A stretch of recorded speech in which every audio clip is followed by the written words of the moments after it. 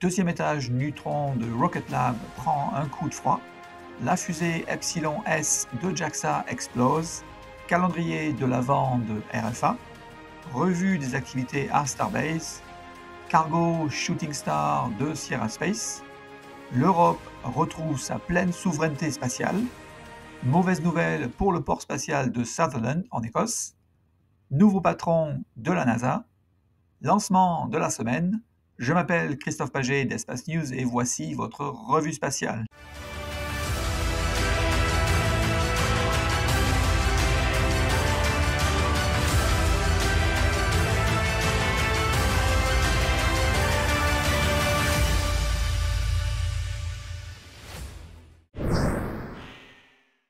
Rocket Lab développe sa nouvelle fusée appelée Neutron pour rivaliser avec la concurrence croissante sur le marché des lancements de charge utile moyenne. Rocket Lab s'est fait un nom avec son petit lanceur Electron, lancé depuis la Nouvelle-Zélande et la Virginie aux États-Unis.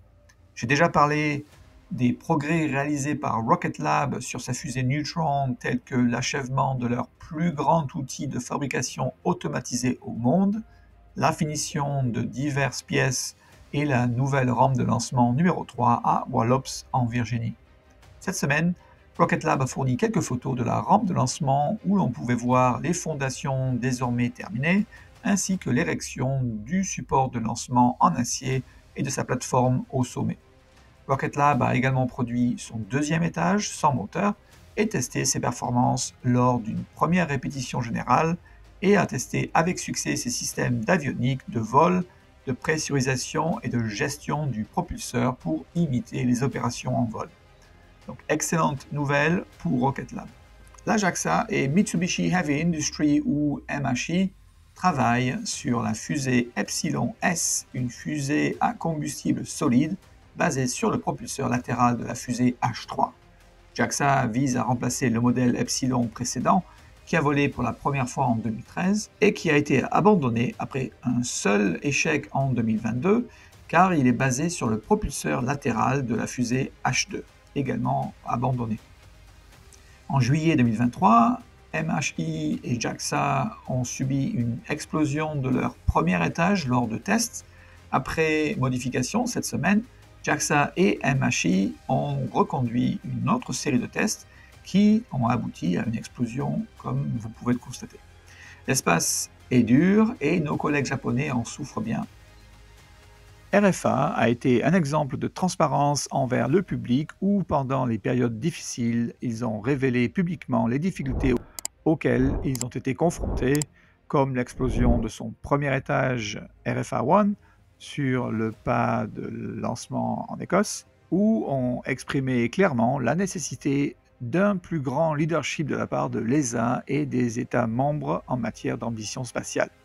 Cette semaine, RFA utilise le calendrier de l'Avent pour montrer au public son RFA One, en plus de détails, l'intérieur de la section de réservoir du premier étage, étant en cours de travail, suivi de son moteur Helix juste après une série de tests, ou encore son RFA One sur le pas de lancement à Saxford en Écosse. RFA a également publié des photos de son personnel construisant la plateforme et plaçant la fusée dans ses pinces. Donc merci RFA de partager avec nous toutes ces photos. À Starbase, à Boca Chica, sur le site de production, le Starship numéro 34, celui qui sera utilisé lors de l'essai en vol numéro 8, reçoit ses équipements à l'intérieur. Le cône avant du Starship numéro 35 semble prêt à être empilé. La façade de l'immeuble de bureau est en voie d'achèvement. Sur le site de lancement, SpaceX poursuit la préparation de la tranchée anti-flamme de la tour numéro 2 et SpaceX continue également de travailler sur le pas de lancement numéro 1 en préparation pour son essai en vol numéro 7. Sierra Space a l'ambition d'exploiter un vaisseau spatial réutilisable capable de transporter du fret et équipage vers des stations spatiales. Dans le cadre du contrat CRS-2 de la NASA, Sierra Space a travaillé sur son Dream Chaser, actuellement en test au Centre spatial Kennedy de la NASA, avant un lancement sur une ULA Vulcan Centaur au second semestre de l'année prochaine. Le Dream Chaser est livré avec un deuxième compartiment cargo appelé Shooting Star, faisant également office de module de service pour atteindre la station spatiale. Le Dream Chaser atterrira ensuite sur Terre de la même façon que la navette spatiale américaine, tandis que le module Shooting Star brûlerait lors de la rentrée atmosphérique. Lockheed Martin et Applied Composites sont associés à Sierra Space dans ce projet. Bien que Sierra Space n'ait pas encore terminé son premier démonstrateur, il construit déjà le deuxième et même le troisième module de Dream Chaser et son module cargo Shooting Star, comme vous pouvez le voir sur votre écran dans sa Dream Factory au Colorado. Nous n'avons pas beaucoup entendu parler de la fusée Vega C de l'ESA ces derniers temps. En effet, il y a 2 ans, son moteur Zefiro 40 avait rencontré un problème de tuyère et Avio, le maître d'œuvre, a concentré ses efforts sur le dépannage et a effectué des tests approfondis. Cette semaine, Vega C est de retour à Kourou, au port spatial européen en Guyane française. Vega C comble une lacune en termes de poids de charge utile capable de soulever jusqu'à 3,3 tonnes en orbite terrestre basse, un poids typique pour les petits satellites scientifiques et d'observation de la Terre. Mesurant 35 mètres de haut, Vega C dispose de 3 étages à propergol solide et d'un 4e étage à propergol liquide, faisant de Vega C la fusée européenne la plus performante après Ariane 6, en tout cas aujourd'hui, mais aussi au moins pour 5 prochaines années. Je publierai pour le nouvel an un guide des fusées européennes en développement. Donc n'hésitez pas à vous abonner à cette chaîne pour ne pas le manquer. Arianespace, filiale d'Ariane Group, est le prestataire de services de lancement pour son client Copernicus du satellite Sentinel 1C, qui vient à peine d'être lancé avec succès et à grande précision sur son orbite héliosynchrone. Sentinel 1C fournira des images radar pour surveiller l'environnement changeant de la Terre, afin de soutenir un large éventail d'applications et de recherches scientifiques pour le programme spatial de l'Union européenne, géré par la Commission européenne. Non seulement il continuera à fournir des images continues par tous les temps, de jour comme de nuit, de la surface de la Terre, ainsi que des capacités de cartographie pour faciliter la réponse aux catastrophes telles que les inondations, et comprend désormais un système d'identification automatique pour la surveillance maritime. Orbex, une start-up fabricant de fusées située près d'Inverness en Écosse, développe sa petite fusée appelée Prime, dont le vol inaugural est prévu en 2025. La particularité d'Orbex par rapport aux autres fabricants de fusées européens est le fait qu'ils construisent leur propre site de lancement réservé à leur usage exclusif au port spatial de Sutherland dans le nord de l'Écosse continentale.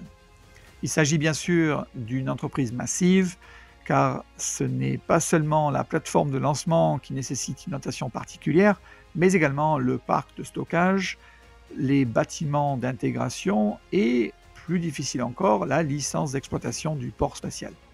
Je me suis demandé pourquoi Orbex n'avait pas utilisé Saxoford pour cela. Après tout, ce site, situé sur l'île écossaise des Shetland, a déjà reçu son permis d'exploitation et se trouve pas si loin d'Inverness. Orbex a annoncé qu'elle avait arrêté ses travaux de construction sur son port spatial de Sutherland et qu'elle déplacerait la construction de sa rampe de lancement à Saxoford. Saxoford sera plus occupé que prévu, notamment après la perte de son client ABL qui a cessé ses activités de lancement commerciaux. Les économies réalisées grâce à l'utilisation du site de lancement existant de Saxoford permettent à Orbex de concentrer ses fonds disponibles sur une fusée de portée moyenne afin d'être compétitif par rapport aux autres fabricants européens de fusées. Un autre président américain, un autre administrateur de la NASA. Malheureusement, ce rôle vital s'accompagne d'une affiliation politique. Le président élu des États-Unis, Donald Trump, a choisi son nouveau chef de la NASA, un nom que tous les fans de l'espace reconnaîtraient, Jared Isaacman. Qui est-il? Ce jeune entrepreneur qui a gagné des milliards grâce à sa société technologique Shift 4. Il a été très présent dans le monde de l'aviation, étant un pilote passionné de nombreux avions, y compris des avions de combat, et a même goûté à l'espace et à la sortie dans l'espace. étant la personne qui s'est éloignée le plus loin de la Terre dans l'espace. C'est clairement du sang frais qui arrive à la NASA et voyons quel sera son héritage et comment elle gérera les contraintes financières, par exemple sur le programme Artemis. Le 29 novembre, Roscosmos a lancé une Soyouz 2.1A depuis la Russie pour sa mission Condor FKA-2. Le 30 novembre, SpaceX a lancé une Falcon 9 depuis la Floride pour sa mission Starlink Group 665. Le premier étage a volé pour la 6e fois et a atterri sur un drone ship. Le même jour, SpaceX a lancé une autre Falcon 9 depuis la Californie pour sa mission Enroll 126. Le premier étage était flambant neuf et a atterri sur un drone ship. Plus tard dans la journée, CASC a lancé sa Long March 12 pour son vol inaugural depuis la Chine. Pour vous donner une idée en termes de performance, cette nouvelle fusée est moins performante qu'une Falcon 9 et est en directe concurrence avec les Long March 7 et 8. Le 3 décembre, CASC a lancé une Long March 3BE depuis la Chine pour sa mission TJSW-13 pour son 100e lancement. Le 4 décembre, X-Space a lancé une Kaizu 1A depuis la Chine pour sa mission Heixiao 1. Le même jour, SpaceX a lancé une autre mission Starlink Group 670 avec une Falcon 9 depuis la Floride. Le premier étage a volé pour sa 24e fois et a atterri sur un drone ship. Plus tard dans la journée, les forces spatiales russes ont lancé une Soyouz 2.1B depuis la Russie pour sa mission Cosmos 2780. Le 5 décembre, SpaceX a lancé une Falcon 9 depuis la Californie pour sa mission Starlink Group 914. Le premier étage a volé pour sa 12e fois et a atterri sur un drone ship. Le même jour, CASC a lancé une Long March 6A depuis la Chine pour sa mission Qianfan 60 Polar Group 3.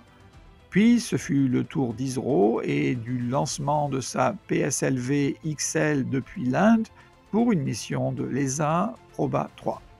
Le jour continue avec SpaceX et Falcon 9 depuis la Floride pour sa mission SXM 9.